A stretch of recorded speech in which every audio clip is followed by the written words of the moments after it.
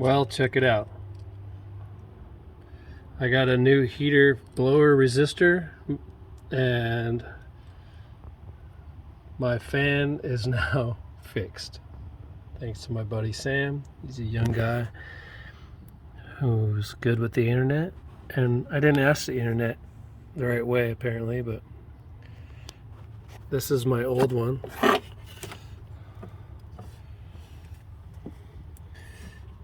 And it's toast.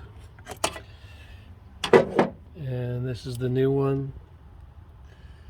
$38 plus tax. I've got a high setting on my heater again. Thank you, Sam.